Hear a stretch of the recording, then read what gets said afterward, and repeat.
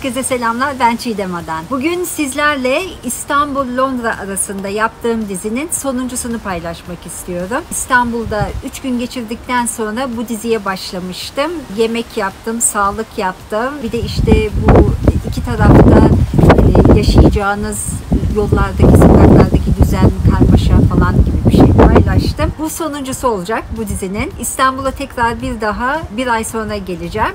Ondan sonra belki bu diziye devam ederiz. Ama 3 gün içinde çıkartabildiğim farklılıklar, ilk göze gelen şeyler bunlardı.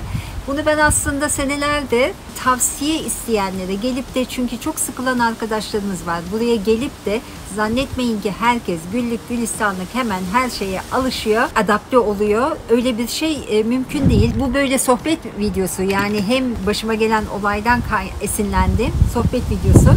Bir yandan da böyle sohbetleri hep yapıyoruz. Eğer kanalıma hala abone değilseniz lütfen arkadaşlar abone olmayı unutmayın. Sadece sohbet videoları yapmıyorum. İngiltere'ye gelmek için neler lazım, ne tür vizeler mümkün, vize için neler yapmanız gerekiyor, nasıl başvurmanız gerekiyor, iş bulmak için neler, çok çeşitli İngiltere'deki yaşantıyla ilgili çok çeşitli konularda videolar paylaşıyorum. Eğer kanalıma abone değilseniz lütfen abone olun. Şimdi bu videonun konusuna tekrar geçelim. Genelde buraya gelen arkadaşlarımız geldikleri zaman bir kültür şoku yaşıyorlar. Çünkü ailelerinden ayrılıyorlar. Eğer aileleriyle yaşıyorlarsa, bekarlarsa ailelerinden ayrılıyorlar, işlerinden ayrılıyorlar. Tamamıyla sıfırdan yeni bir hayata adım atıyorlar. Bu kolay bir şey değil. Yani ben hep bunu teşvik ediyorum. İşte hayatınızda değişiklik yapın, yeni bir adım atın, ileriye bakın, ufkunuzu geniş tutun diye teşvik ediyorum. Ama bu kolay bir şey değil. Bunlara hazır olmanız lazım. Buraya geldiğiniz zaman Türkçe konuşulmayan bir ortamda olacaksınız. Onun size vereceği bir çekinme olacak ve tabii ki arkadaşlarınızdan ayrı kalacaksınız. Bunların hepsi bir anda geldi mi önünüze şok olacak ki bazı insanlarda da yemek bile şok olabiliyor yani. Yediği yemekleri özleyen, Türk yemeklerini arayan arkadaşlarımız var. Özellikle işte peynirdi, sucuktu falan, Türk bakkalı nerede diye soranlar oluyor. Yani bunların hepsi sonuçta hayatınızda başlı başına yenilikler olacak. Onun için bunlara hazırlıklı olmanız lazım. Ben hep şey diyorum, yine söyleyeceğim. Alışma sürecinden geçeceksiniz. Bu alışma sürecinden geçerken yeni kültürlere, yeni insanlar tanımaya açık olmanız lazım. Ön yargılarınızı bir kenara atmanız lazım. Bu ön yargı yapılacak bir şey değil. Ön yargı yapmadan, ön yargılı karar vermeden, ön yargılarınızı bir tarafa bırakıp karşınıza çıkacak insanları olduğu gibi kabul edin. İş yerimle ilgili bir video çekmiştim. Eğer izlemediyseniz o videoyu izleyin. Çok enteresan çünkü benim iş yerimde çalışan, şu anda bile belki 8 ayrı ülkeden çalışan insan var herhalde. Ve ben bu iş yerini kurduğumdan beri hemen hemen dünyanın her yerinden insanla çalıştım. Ve şunu gördüm, her ülkenin kendine ait bir kültürü, alışkanlıkları var. Bu demek değil ki o iyi, bu kötü, yani iyi veya kötü diye değerlendirmeyi bıraktığınız anda aslında o insanlarla geçinebiliyorsunuz. Mesela Doğu blokundan insanlar var. Onlar acayip soğuklar. Ben hatırlıyorum, bir tane bir işçi almıştım ben. Adam sokakta, elinde valizi, kalacak yeri yok, sokakta. Bunu aldık, bir tane şey verdik. Üst katta bir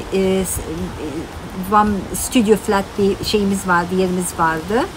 Onu verdik. İşte banyosu var, şeyi var, her şeyi var. Pazar günü ekstradan bana çalışacak iş falan verdik bu arada. Ve kira almıyorum. Yıkanabilecekleri hamam falan gibi yerler var. Oralara gidip sokakta kalıp oralara gidip yıkanıyordu falan. Pazar günü de bana çalışıyordu. Pazar günü 5 saat ödemişim. Atıyorum şimdi, geçmiş zaman hatırlamıyorum yani. 5 saat ödemişim. 5 saat yerine 6 saat çalışmış. O 1 saatini bana hatırlattı. Ben dedim ki ya boş ver, 1 saatte ne olacak? O zamanın parasıyla da 10 pound ödüyordum. Ya 1 saat ne olacak, sonra hallederiz dedim diye yukarıya çıktı adam. Valizini doldurdu ve çıktı gitti. Dedim ki neden böyle bir hareket yapmak ihtiyacı hissediyorsun? Çünkü dedi sen benim hakkımı yiyemezsin. Ama dedim ben sana bir sürü başka şeyleri karşılık beklemeden verdim. Yani o zaman hani bunları da almaman gerekirdi. Yok dedi, o başka şey, bu başka şey. Ben çalıştığımın karşılığını almam lazım dedi ve çıktı gitti. Yani gittiği yerde yine sokak. Onun için söylemek istediğim, her ülkenin alışkanlıkları, kültürü farklı. Yargılamayı bıraktığınız anda o insanları olduğu gibi kabul edebiliyorsunuz. Buraya geldiğiniz zaman yapmanız gereken şey o. Kendi kafa yapımıza, kendi alışkanlıklarımıza değerlendirmezseniz hayatı, eğer 2 sene içinde alışamazsanız zaten o insanlar dönüyorlar. 2 sene içinde alışamayanlar muhakkak dönüyorlar. Ama uzun zaman burada kalıp ben memleketimi özledim, gidiyorum diyenlerin çoğu da tekrar buraya geri dönüyor. Bu benim burada yaşadığım seneler boyunca tespit ettiğim ve her zaman da işleyen bir durum. Aynı şeyi ben kız kardeşim için söyledim. Ben artık dedi bu soğuk havadan bıktım dedi, depresif, sürekli bunalımdayım falan filan. Ben Türkiye'ye gidiyorum ve gitti. Bitez'de çok güzel bir işte yalı, havuzu falan güzel bir yer tuttu kendine, kızıyla beraber orada yaşayacağım diye aldı. Bir sene sonra tekrar döndü. Bu kesin ve kesin herkes için işleyen bir kural. Şimdi ben bu videoyu niye mi çektim arkadaşlar? İstanbul'dayken vapurdayım.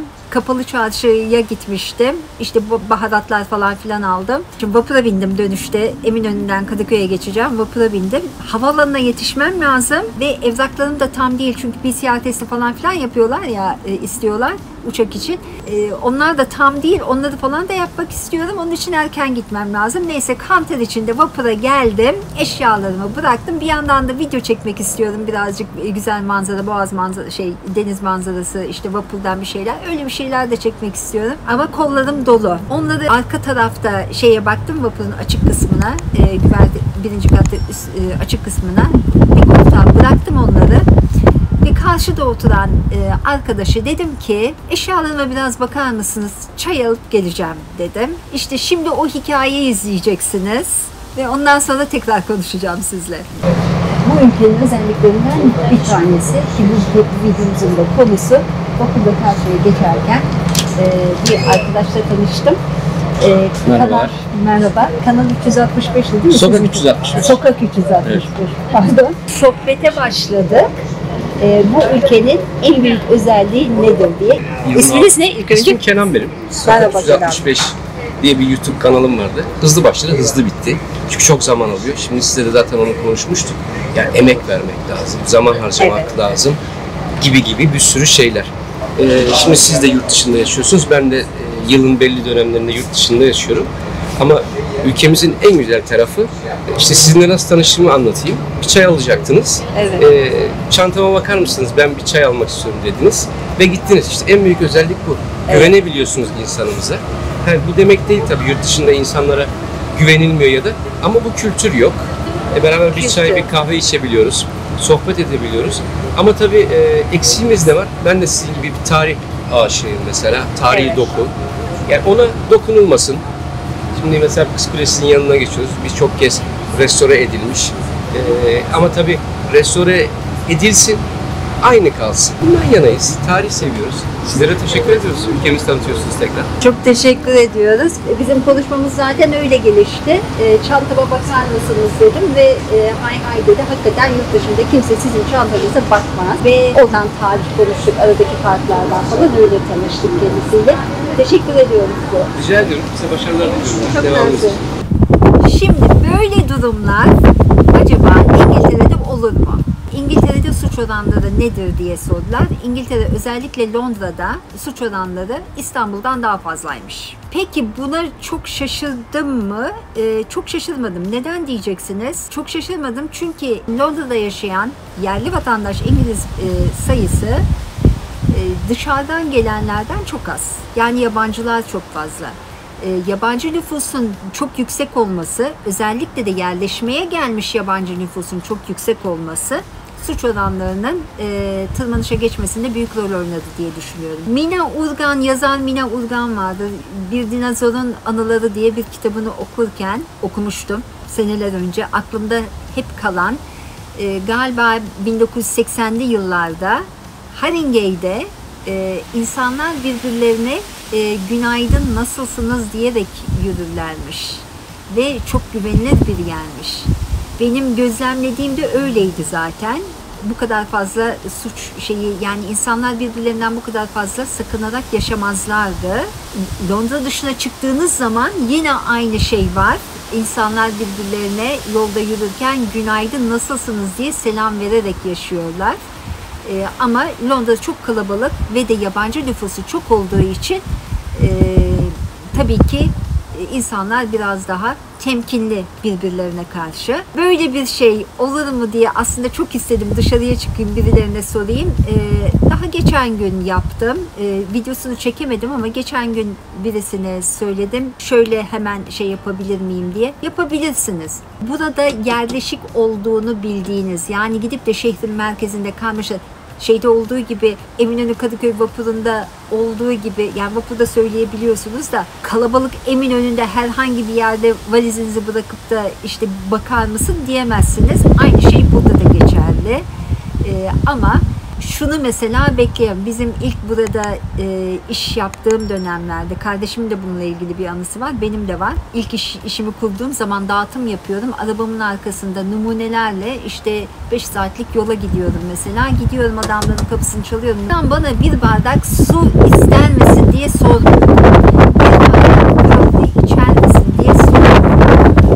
Bunun kültüründe yok. Onu bırakıp bir arkadaşımın yeğeni şeye gidecek, Avustralya'ya gidecek. Yani çok uzun, Avustralya'ya gitmek hala bugünlerde bayağı bir olay yani. Yerleşmeye gidecekler. Erkek arkadaşıyla beraber. İşte arkadaşımın evinde toplanıyorlar. Oradan havaalanına gidecekler. Kız geldi, yeğeni. Peşinden de erkek arkadaşını ailesi getirdi. Annesiydi galiba. Onlar da bayağı uzun bir yerde araba kullanarak gelmişler, uzun bir yoldan. Ve ayakta, salonda, kapının önünde ayakta tanıştılar. Ondan sonra işte nasılsınız, iyi misiniz, ben annesiyim, şudur falan tanıştılar. Ve o insanlara buyurun oturun veyahut da bir bardak bir şey içer misiniz demeden tekrar kapıdan uğurladılar. Yabancı tabii bunlar. Anlamışsınızdır, yabancı bir aileden bahsediyorum. Kapıdan uğurladılar. İşte bu bizde olmaz yani. Bu bizde olmaz. Onun için ben yine söylüyorum size, burada yaşarken, burada yaşadığınızı, yabancı bir kültürde olduğunuzu bilerek yaşayacaksınız. Ve zaman içinde judgment dediğimiz, prejudgment, ön yargılarınızı kaybedeceksiniz. Ve insanları oldukları gibi kabul edeceksiniz. Aslında çok daha fazla insan, çok daha fazla kültür tanımakla, vizyonun genişlemesiyle olan bir şey. Bu da çok güzel. Bu da güzel bir, yani her ne kadar bizim memleketimizdeki o sıcaklık, kimin kapısını çalsan, bir bardak su istesen, bir bardak çay istesen ikram edecekleri sıcaklık başka bir şey. Burada da o değişik yelpazeyi görmek, soğuk olsun insanlar önemli değil. O değişik yelpazeyi, o değişik insanlarla, onların kültürleri, onların çerçevesinde bir ilişki kurmak, o da güzel bir şey. Her ikisini de zaten ben hep şey diyorum, gurbetçi mantığını kafanızdan silin. Buralara gurbetçi olarak gelmeyeceksiniz. O yıllarda Almanya'ya çalışmaya gidenler için söylenen bir şey. Gurbetçi mantığı diye bir şey yok. Çünkü buraya geldiğiniz zaman burada tıkılıp kalmayacaksınız. Seyahat etme olanaklarınız çok fazla. Çok konuştum galiba. Hepinizi çok seviyorum. Kanalıma abone olmayı unutmayın. Bak küseceğim artık. Hepinizi çok seviyorum. İyi ki varsınız. Bundan sonraki videomda görüşmek üzere. Sevgiyle kalın.